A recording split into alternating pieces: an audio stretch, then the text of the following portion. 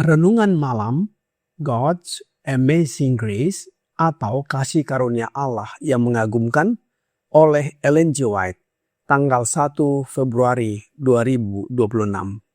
Mari kita berdoa. Bapa kami yang di sorga, Allah pencipta langit dan bumi, laut beserta segala isinya.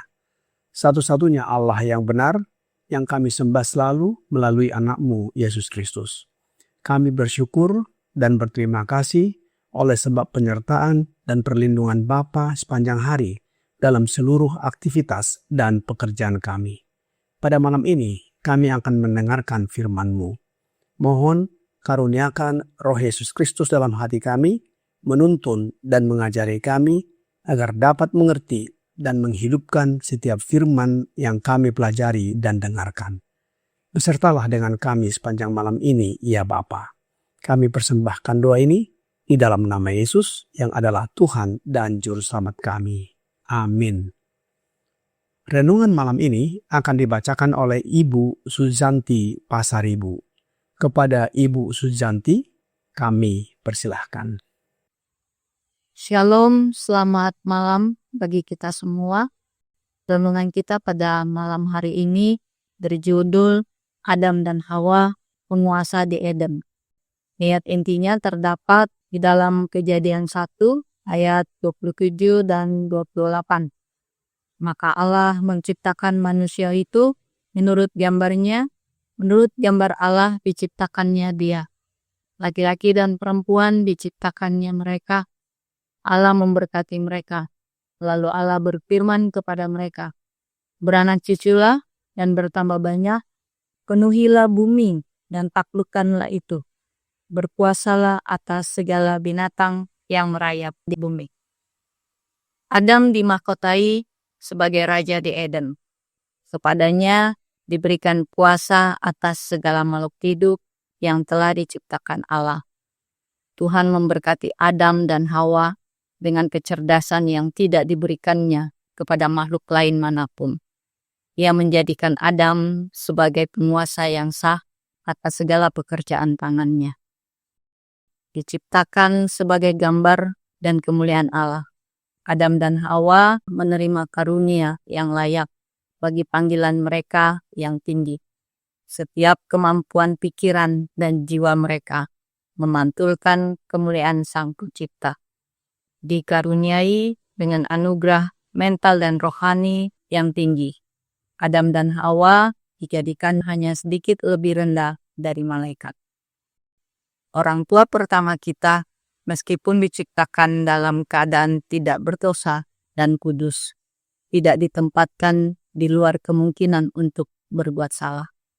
Allah menjadikan mereka makhluk moral yang bebas, mampu menghargai hikmat dan kebaikan hatinya, serta keadilan dari tuntutannya, dan dengan kebebasan penuh untuk tunduk atau menolak patuh. Mereka akan menikmati persekutuan dengan Allah dan para malaikat kudus. Tetapi sebelum mereka dapat dijamin dalam keadaan kekal, kesetiaan mereka harus diuji. Pada awal keberadaan manusia, Allah menempatkan batas pada keinginan untuk memuaskan diri sendiri. Nafsu berbahaya yang menjadi dasar kejatuhan setan. Pohon pengetahuan yang berdiri dekat pohon kehidupan di tengah taman menjadi ujian kenirutan, iman dan kasih orang tua pertama kita. Allah menempatkan manusia di bawah hukum sebagai syarat mutlak dari keberadaannya. Ia adalah subjek dari pemerintahan ilahi, dan tidak ada pemerintahan tanpa hukum. Selama mereka tetap setia kepada Allah, Adam dan pasangannya akan memerintah atas bumi. Kuasa tanpa batas diberikan kepada mereka atas segala makhluk hidup. singa dan domba bermain dengan damai di sekitar mereka, atau berbaring bersama di kaki mereka. Burung-burung yang gembira berterbangan di sekitar mereka tanpa rasa takut. Dan ketika nyanyian sukacita, mereka naik memuji Sang Pencipta. Adam dan Hawa bersatu dengan mereka dalam ucapan syukur kepada Bapa dan Anak. Demikianlah renungan malam kita pada malam hari ini. Saya bawa dalam nama Tuhan Yesus. Tuhan Yesus memberkati kita semua. Amin. Terima kasih atas penata layanan Ibu Susanti. Tuhan Yesus memberkati. Saudara-saudari dalam Yesus Kristus, renungan malam ini mengajak kita kembali mempelajari permulaan sejarah penciptaan manusia. Sejak awal penciptaan, Allah memiliki rencana mulia bagi manusia. Adam dan Hawa bukan diciptakan secara kebetulan, melainkan ditempatkan dengan kehormatan besar sebagai wakil Allah di bumi. Mereka diciptakan menurut gambar Allah dan diberi mandat ilahi untuk memerintah, mengelola, dan memelihara ciptaannya. Eden adalah kerajaan pertama di dunia ini. Adam dan Hawa adalah penguasanya sebagai raja dan ratu. Mari kita perhatikan apa maknanya menjadi penguasa yang diciptakan menurut gambarnya. Ayat inti renungan malam ini di dalam Kejadian 1 ayat 27 dan 28 berkata, "Maka Allah menciptakan manusia itu menurut gambarnya. Menurut gambar Allah diciptakannya dia, laki-laki dan perempuan diciptakannya mereka. Allah memberkati mereka, lalu Allah berfirman kepada mereka, 'Beranak cuculah dan bertambah banyak. Penuhilah bumi dan taklukkanlah itu. Berkuasalah atas segala binatang yang merayap di bumi.'" Perkataan berkuasalah menunjukkan bahwa manusia adalah wakil Allah di bumi yang diberikan mandat, otoritas, wewenang untuk menjaga, mengelola, dan memimpin atau memerintah seluruh ciptaannya. Roh Nubuat di dalam The Review and Herald tanggal 24 Februari tahun 1874 paragraf 6 berkata, "Adam dinobatkan sebagai raja di Eden. Kepadanya diberikan kekuasaan atas setiap makhluk hidup yang telah diciptakan Allah. Tuhan memberkati Adam dan Hawa dengan kecerdasan yang tidak diberikannya kepada ciptaan hewan. Dia menjadikan Adam penguasa yang sah atas semua karya tangannya. Manusia yang diciptakan menurut gambar ilahi dapat merenungkan dan menghargai karya-karya Allah yang mulia di alam. Tuhan memberikan kecerdasan dan kemampuan yang luar biasa kepada Adam dan Hawa, yang mana mereka memahami rahasia ciptaan dan memerintah dengan hikmat. Eden adalah kerajaan pertama di dunia, dan Adam serta Hawa adalah penguasanya sebagai raja dan ratu. Raja Daud di dalam Mazmur 8 ayat 6 dan 7 berkata, "Apakah manusia sehingga engkau mengingatnya? Apakah anak manusia sehingga engkau mengindahkannya? Namun engkau telah membuatnya hampir sama seperti Allah dan telah memahkotainya dengan kemuliaan dan hormat. Engkau membuat dia berkuasa atas buatan tanganmu. Segala-galanya telah kau letakkan di bawah kakinya." Saudara-saudari dalam Yesus Kristus, Adam dan Hawa dipenuhi dengan kekuatan dan kemampuan intelektual sedikit lebih rendah dari para malaikat. Adam menerima kedudukan sebagai penguasa sah atas bumi. Kuasa ini bukan untuk menindas, tetapi untuk mengelola ciptaan dengan kasih dan tanggung jawab. Allah mempercayakan bumi kepada manusia sebagai pengelola kerajaannya, mencerminkan pemerintahan Allah yang penuh keadilan dan kebaikan. Allah memberikan kepada Adam dan Hawa kebebasan moral yang bebas untuk memilih menuruti Allah dan perintah-perintahnya atau menolak. Walaupun suci, Adam dan Hawa tidak dijadikan seperti robot yang tidak dapat berbuat salah. Mereka akan menikmati persekutuan dengan Allah, Yesus Kristus, dan para malaikat kudus.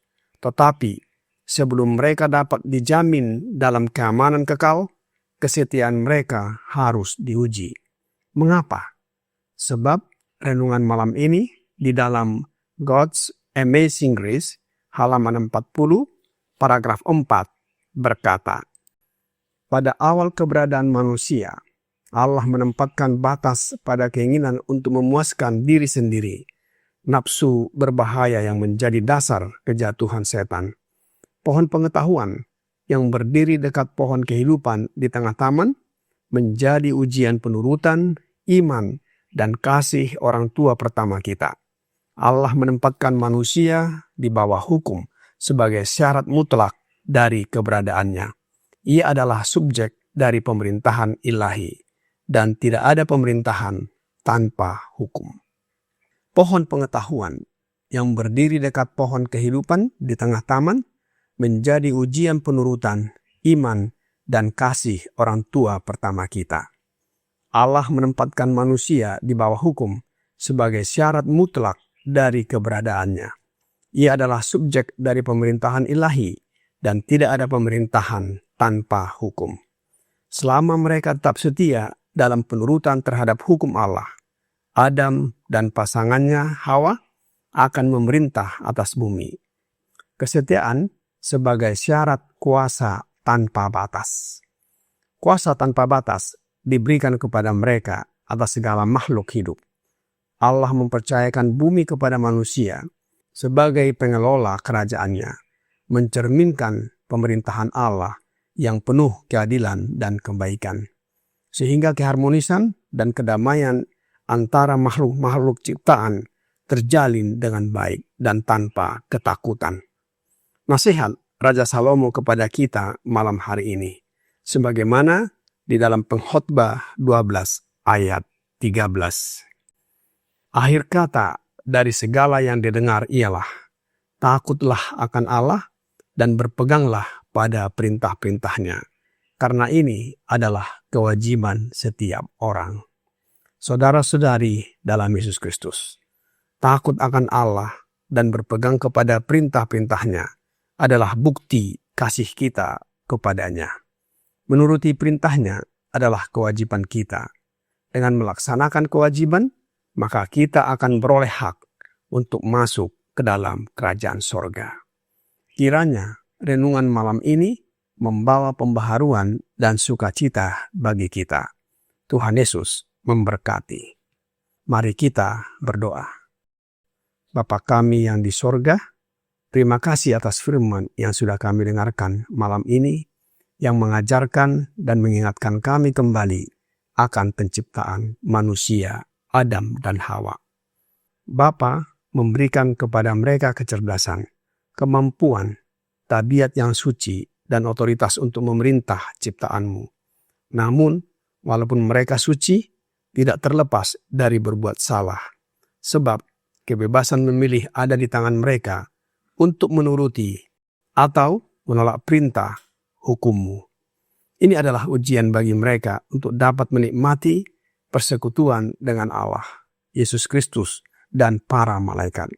Oleh sebab itu ya Bapa, kami mohon karuniakan roh anak-Mu Yesus Kristus dalam hati kami, agar kami setia dan menuruti perintah hukum-Mu, dan karakter kami diubahkan menjadi serupa dengan karakter Yesus.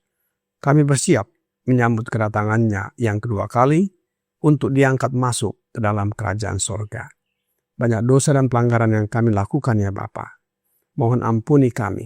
Kami persembahkan doa ini hanya melalui Yesus Kristus yang adalah Tuhan dan Juru Selamat kami. Amin.